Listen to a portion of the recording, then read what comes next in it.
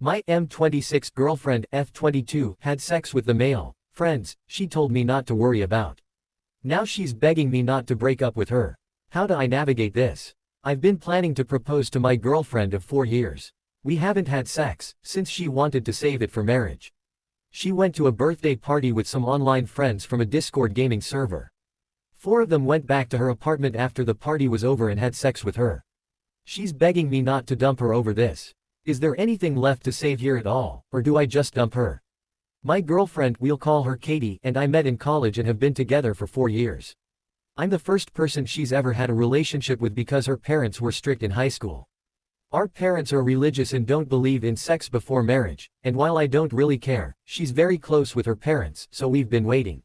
Now that she's graduated, I was planning on proposing within the next few months. I had a ring picked out and everything. I was head over heels for this girl. That all changed last night. Or, last weekend, really. Katie has had a male best friend since high school that her parents never liked because he claimed to be gay. Let's call him Liam. She was excited to be going to the same college as him, because it meant they could hang out as much as they wanted. I've never been a big fan of the male best friend thing, but he's gay, so whatever. Except 2 years ago, he came out as bisexual. I never really liked the vibes when he was around her, so I asked Katie to stop hanging out with him alone. She accused me of not being supportive of him and trying to control her, just like her parents. I told her it was her choice if she wanted to keep seeing him alone, but I wouldn't be sticking around for it. It was the biggest problem we'd ever had in our relationship, but we worked through it. The compromise was that Liam and his boyfriend could hang out with me and my girlfriend together, as couples, but never alone. I never wanted to cut her off from her friends. With this stipulation, however, the 4 of us only got together twice before Liam ended up transferring to a different college over the summer.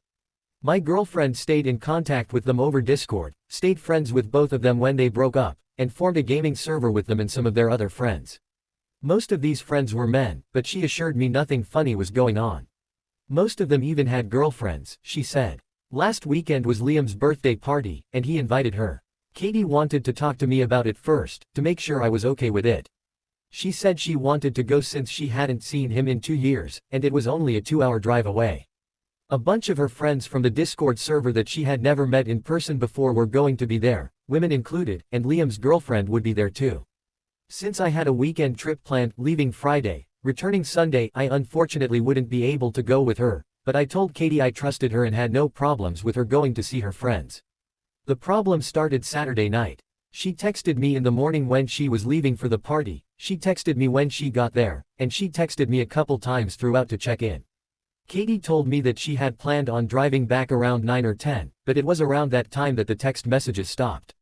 I assumed she was just having a good time and didn't want to seem controlling, so I didn't bother her. I did stay up to watch her location and make sure she got home, though, and she did, around 2 a.m. It was unusual, but I trusted her, and didn't want to make any assumptions. I would call her in the morning and she would explain that she just got carried away having fun with her friends, I thought. I called her Sunday morning, and she didn't answer. She texted back a few minutes that she had been sleeping, had a hangover, and wasn't feeling well. That was very strange, because Katie doesn't drink. I told her to drink lots of water and that I hoped she felt better, and got on my flight home. When I arrived at my apartment, I found her curled up in my bed in the dark. She has a key to my apartment, but hardly ever needs it because usually I'm with her to do the unlocking. I asked her why she hadn't stayed at her apartment to rest up, but she didn't say anything. Since then, the entire week, she has been saying she's not feeling well, and has not left my room. She's taken off work, and I've been going home on my lunch breaks to make sure she was eating. I was worried about her, but in the back of my mind, I was also suspicious about what had happened at the party over the weekend. Late last night, Katie woke me up from the couch sobbing. It was the first time she had left my room since I'd gotten home, other than to use the bathroom. I consoled her until she had calmed down enough to be coherent, and asked her what was wrong.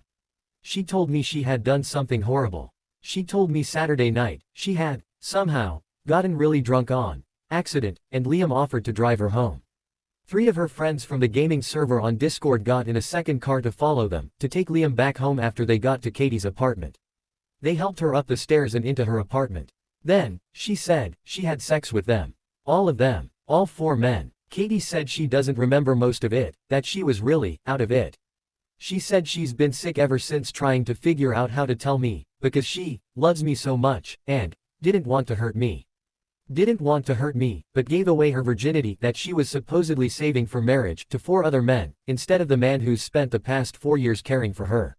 She said she wanted to tell me right when I got back, which is why I found her in my apartment, but she couldn't bring herself to because she didn't want to lose me. She begged me not to break up with her. I told her I needed some time to myself to think. She then begged me not to make her go back to her apartment. I didn't feel like fighting, so I just told her she could go back into my room. I could hear her crying intermittently all night. I have to admit I was brought to tears myself. I can't believe how she would throw away our whole relationship, the 4 years we've built together, over one party. I was going to propose soon. I trusted her, and now it's broken. I'm at work, and I haven't been able to focus all day.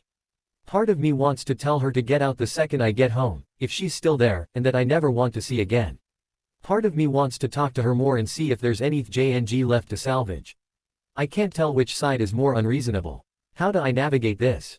Update. My M26 girlfriend F22 had sex with the male friends she told me not to worry about.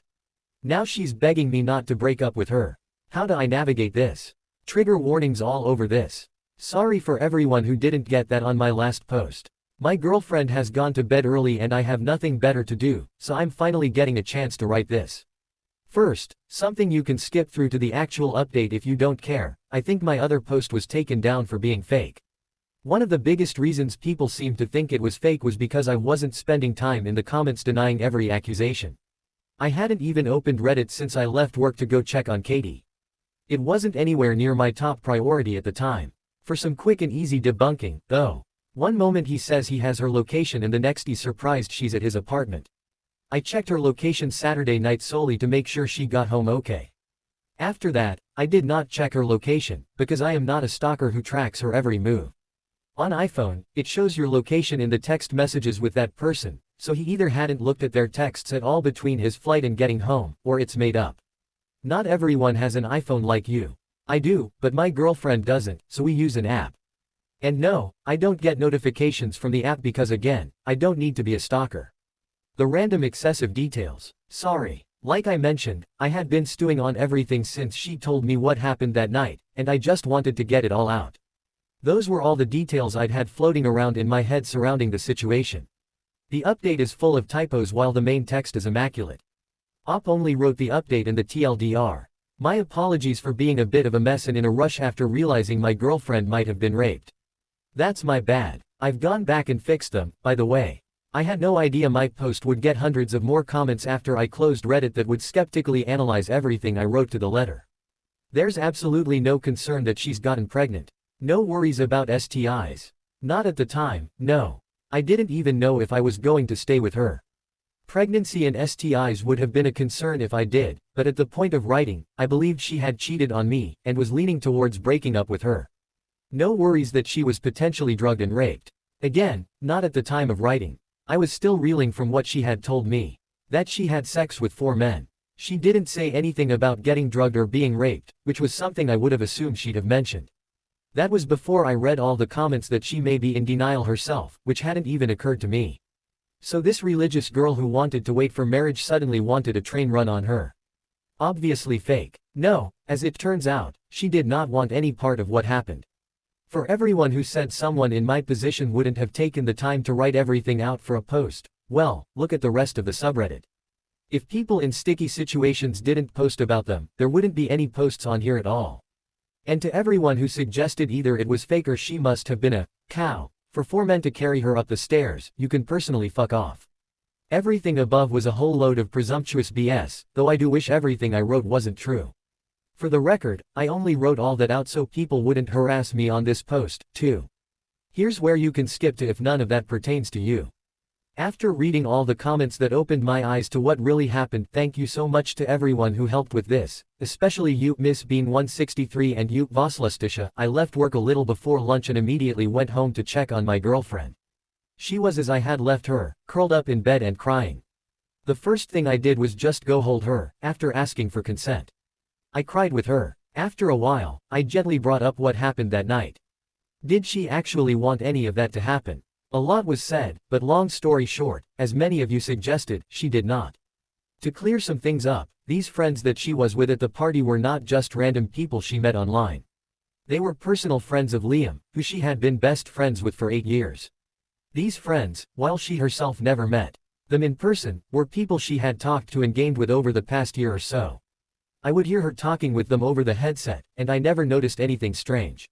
She's pretty shy and introverted, so I was happy for her to have friends to play with while she gamed.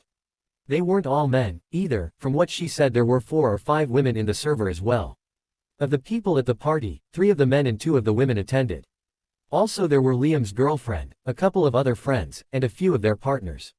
All in all, there were only around 15 guests, and everyone knew each other for the most part. It was never meant to be a huge thing, just a get-together of Liam's closest friends at his house. Alcohol wasn't even supposed to be a big part of it. At the beginning of the party, a lot of them just gamed together, since they hadn't been able to in person for a while. There was no big girl-guy separation, as a lot of people at the party were LGBT+. Some people got in little groups to chat together, just general mingling, etc. About midway through the party, one of the guests poured everyone some mystery shots. Katie rejected it at first. Liam, however, urged her to, for his birthday. When everyone else heard she'd never taken a shot before, they all egged her on, too. It was just one shot. Liam insisted it would wear off well before time for her to head home, and if not, she could just wait however much longer until she felt comfortable driving. She felt like she had to. From that point, things got a little less clear. There was more hanging out. There was more alcohol. People, she wasn't sure which ones, kept handing her drinks and insisting. She didn't want to ruin Liam's party, and she knew if nothing else, he would look out for her. She didn't feel right, but Katie said she thought he would have told her if something was wrong, and he kept telling her everything was okay. She remembers feeling really sick. She remembers seeing others passed out on the couch. She remembers Liam saying he wanted to personally take her home, driving her car, to make sure she was okay. He felt bad he had let her get so fucked up, he said. She remembers one of her friends from Discord telling Liam he would follow them in his car to take Liam back after, and she remembers 2 more guys from the Discord getting in his car. She remembers Liam giving her a bottle of water in the car to help her sober up. She remembers them carrying her up the stairs to her apartment and laughing. Being brought inside her apartment. I'm not going to describe any further than that. She didn't want any of what happened. Was she naive? Maybe. Did she probably miss some red flags, make some choices she shouldn't have? Sure, Katie did not deserve that. The fault belongs with the men who did it. She didn't want to file a police report, and I'm not giving her an ultimatum thanks to advice from you Needleworker IL 2167 and you Lilac_Homestead, as well as what should be common empathy. I've read up a lot on how horrific that can be, and I'm in full support of her decision. Of course, if she ever changes her mind and decides she does want to file a report, I'll be there for her through that, too. What we are going to do is see a doctor. Part of the reason Katie says she's spent most of this time curled up in bed is that she has been in a lot of pain. She really doesn't want to be poked and prodded at down there, but after some convincing and assurance, she agreed. She's going to be seen on Monday, and also going to get pregnancy and STI testing, which we're equally worried about, done while we're there. Over the weekend, we've talked a lot. We've both cried a lot. There's been lots of hugs, and giving SOS when needed. I have opened the curtains in the bedroom so she gets sunlight in there, at least. For anyone who was concerned, no, I'm not making her go back to her apartment. For the assholes who suggested it, no, I'm not leaving her before or after her healing, to find someone who isn't damaged, and no, I will not be ratting her out to her parents. I'm taking the entirety of next week off to stay home and take care of her, go to as many doctor's appointments as needed, set up therapy, etc. I don't think I can ever make up for leaving her alone the way I did this past week, but I will be there for her through anything and everything that comes next, whatever that may mean. Again, thank you to everyone from my first post who helped me realize what an egocentric dumbass I was being. I hope this update helps everyone who was concerned. Katie isn't okay right now, but hopefully we can get there. Relevant comments. If wary in your shoes. Greater than I read your update, and op you do what you feel is best. But I want to add something to make sure she thinks about. Because as much as I want to say it is about herself, it's not. It's about every woman these pieces of shit do this to. Because Katie was not the first and she will not be the last these assholes rape. If she is not willing to do the right thing and file a rape report, then she is willing to let this happen again and again and again. Also, Liam, her friend, you need to go to him and ask him why he left her to be raped. He did this, he allowed it to happen, this falls in his shoulders and he is either with her, or against her. She needs to let her parents know. If she is not willing to do this, then please don't update anymore, because you are staying with a cheater. Oop. Greater than I'm not going to give her an ultimatum. I'm not going to call her a cheater because she doesn't report. Rape victims have committed suicide after the re-traumatization that comes with reporting and everything that follows. I took the time to look into it, deeply. Have you? Or are you making assumptions about what goes on in our justice system when you haven't experienced it yourself? Spoiler alert, even if she did report, all 4 of them would most likely walk. I'm not making her tell her uber-religious parents just so they can slut-shame her, either.